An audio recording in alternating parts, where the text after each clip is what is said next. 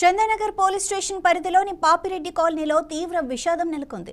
సునీల్ రాథోడ్, స్వప్న దంపతుల 2 ఏళ్ల కుమారుడు గణేష్ రాథోడ్ విద్యుత్ షాక్ కి గురై దుర్మరణం పాలయ్యాడు. సునీల్ రాథోడ్, స్వప్న దంపతులకు 3 కుమారులు కాగా గణేష్ 2వ కుమారుడు. చిన్నారి మృతితో ఆ తల్లిదండ్రుల రోదనలు మిన్నంటాయి. కళ్ల ముందు తమ బిడ్డ విగతజీవిగా పడి ఉండటం చూసి తల్లడిల్లిపోతున్నారు.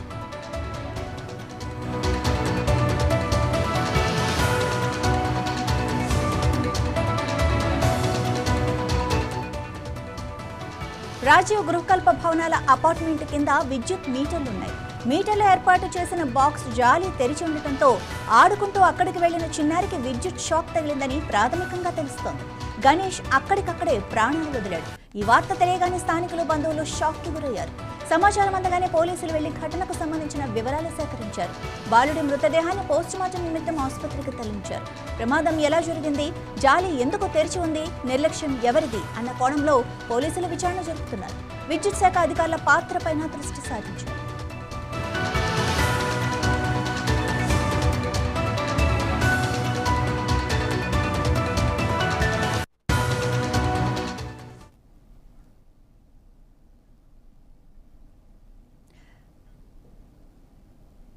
కడప జిల్లా నందలూరు మండలం ఈదరపల్లిలో బీసీ కాలనీ స్థలంపై వివాదం తీవ్ర రూపం దాల్చింది. బీసీ కాలనీకి చెందిన స్థలాన్ని రాయచోటి వెంకటరమణ అనే వ్యక్తి కబ్జా చేశారని గ్రామస్తులు ఆరోపిస్తున్నారు.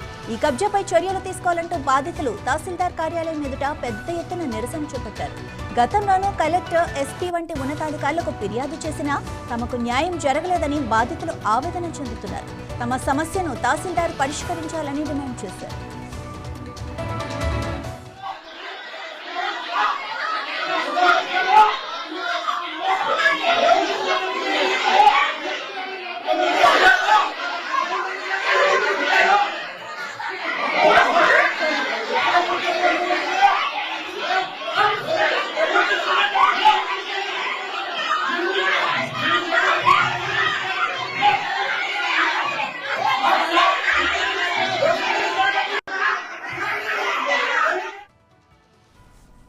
ఆర్ఐ సుశీల్ పై బాధితులు తీవ్ర ఆగ్రహం వ్యక్తం చేశారు.